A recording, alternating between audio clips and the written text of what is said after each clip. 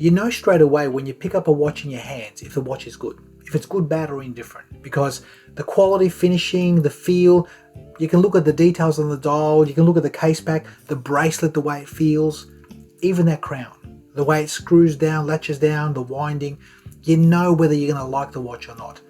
In a lot of the micro brand world, we never get a chance to touch watches. We see them on YouTube, we see them on written reports, and all we can do is go by what we see on the visuals as well as what the reviewer says. Now, when it comes to this watch, I've never handled it. About a month ago, I was at this place called Wristwatch Check, where all these micro brands were gathered. We had Erebus, I believe Second Hour was there, HZ Watches, quite a few brands, and this company here. And I've never seen this company because as soon as I went up, I picked up this watch and I thought, I like it. And having this in the hand that night, I felt it, I thought, gee, this is really good. Why have I not heard of this company? It's called Ocean to Orbit. It's a couple of guys called Dave and Sid. I met the owners, had a long chat to them, and probably the first question that I asked them about this watch was, what's the story with that bracelet? Because the bracelet is not an on the fly. And I thought, the watch is great. Why would you do that? They both looked at each other, they smiled, and they looked at me and said, Pete, we're onto it, mate.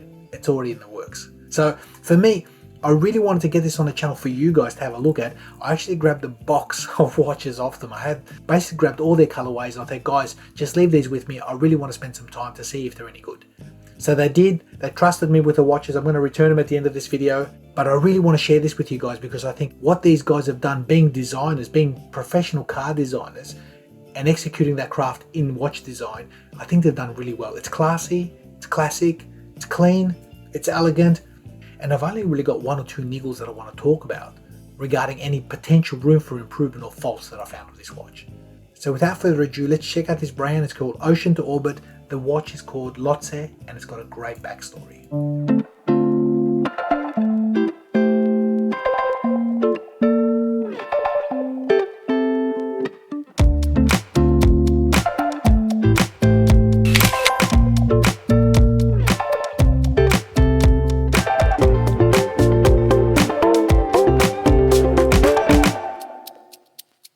Now, spending a week with this watch, I can tell you it's a go anywhere and do anything watch. It's a Garter watch. It's basically good at everything, pretty much. Now, there's a really good backstory to these guys, which sparked my interest. Because for their first watch design, they took inspiration from the watches that were worn by the great pioneers and explorers of the mid-20th century. So the name of this watch is Lhotse, which is the south peak of Mount Everest. And as part of the development process, Dave and Sid actually gave one of their first prototypes to a lady named Purnima Shrestha, basically for her to wear on her wrist during her expedition to the summit of the southern peak of Mount Everest. And being already a world record holder, being the first woman to climb the world's 7th highest peak, she's done it again. She's hit another world record. Now she's the first woman to summit Mount Everest 3 times in one season. And in doing so, she was wearing an Ocean to Orbit prototype watch on her wrist. That's pretty cool.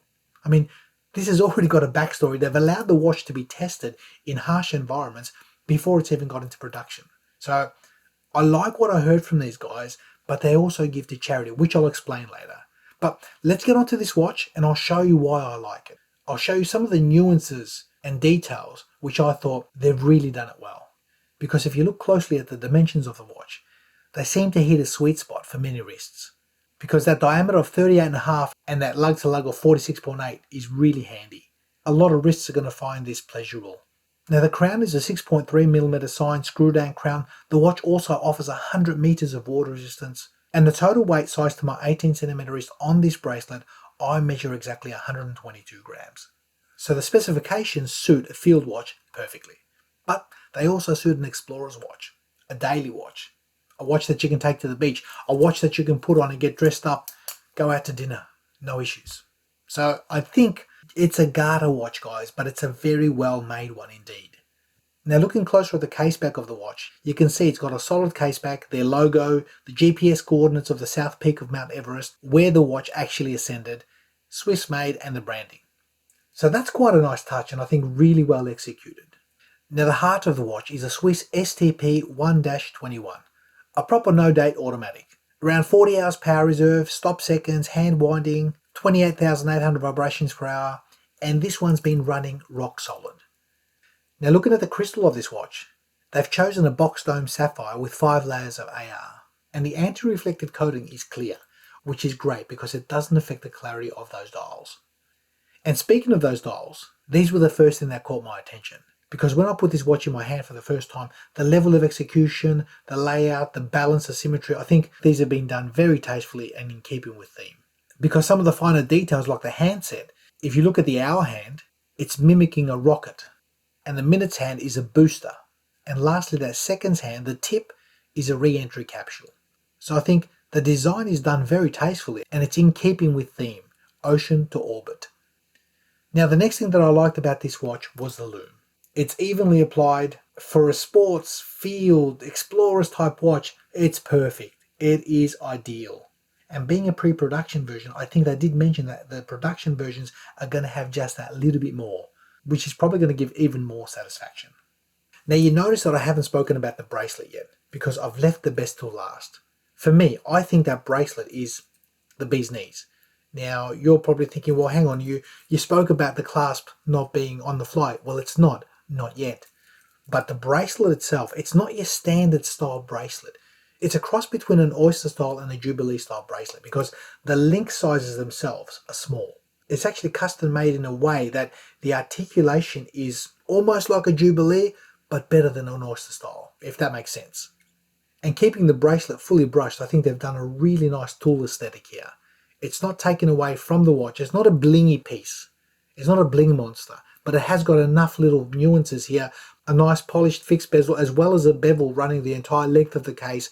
I think they've just put enough on this watch to give it a nice highlight without overdoing it, keeping it more tool specific, which is again on point. Now looking at the clasp, you'll notice this one's a CNC machine clasp with about 5 very closely spaced micro adjustment holes.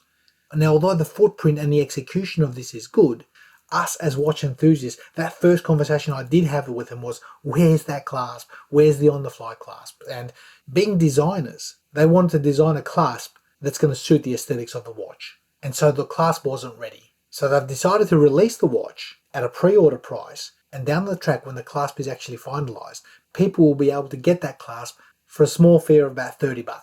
And to me, I think that's pretty cool. Because you're taking advantage of a pre-order price on the watch, $7.95 I believe. Get the watch, enjoy it. When the clasp comes in, put your details in, $30, quick swap, away you go. But even that said guys, throughout the week of experiencing the watch, this is probably one of the better mechanical clasps I've experienced. Number one, it's beautifully CNC machined. The holes are very close. So the micro adjustability that you can get out of this watch, as well as the link size, because the links of that bracelet are smaller, you can actually get a really fine adjustment. So personally, I've not had an issue with this, but I can understand we are spoiled for choice. People love these on-the-fly clasps. Every micro brand's pretty much offering them these days. These guys are going to do the same. Now, I did mention at the beginning of the video that these guys also do good causes or charitable deeds. Well, Dave and Sid have created a nylon strap option for this collection. As you can see, the colors and styling, they look on point. And what they're going to do with these nylon straps, 10% of all the revenue generated from the sales is donated to help Purnima to continue climbing and inspiring others. So that's a nice cause to start off with. They're going to sponsor her, which is great. But it doesn't stop there, because another 10% will be donated to charities that help disadvantaged and orphaned Nepalese children.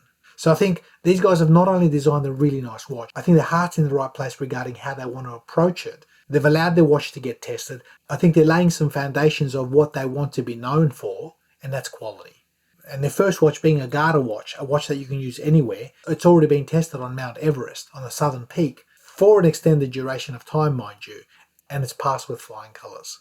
Now all that said guys, I did say that I was going to tell you about my gripes or room for improvement for this watch. For me, there's a couple of things I want to mention. Number one, it would have been great to have the clasp as is now ready to go. Unfortunately, like I said, they are designers. They want to get it right. They're not just going to give a product that'll do. And for me, that actually speaks more volume. I think I'm glad that they've gone down that road rather than just offering something that's off the shelf. And saying stuff that's off the shelf, there's no component on this watch. Apart from the movement, nothing is off the shelf. Everything's been designed by them. And I think that's important to know that, because a lot of the manufacturers, a lot of the micro brands, you look at them, they've got similar cases or similar bracelets or what have you, similar clasps. We know that. This is all being custom designed by Dave and Sid. They are professional designers by trade. They basically put pen to paper and come up with this watch. Something that they would be proud to go and buy and own for themselves. Another gripe I was going to mention was that movement. Now, in the past, we've heard about the STP 111. There were question marks regarding reliability. Well, this is why Dave and Sid have opted to go for the STP 121. It's a reliable platform and pretty much all the niggles are ironed out. And lastly, I was going to mention as a gripe, there's no quick release end links on these watches. And for me, the last couple of watches that I've had experience with quick release end links, they've actually dug into my skin. When I put the watch on, the quick release end links go straight down and they've just been a nuisance. So they haven't opted to actually use them on this, but they have put drilled lugs.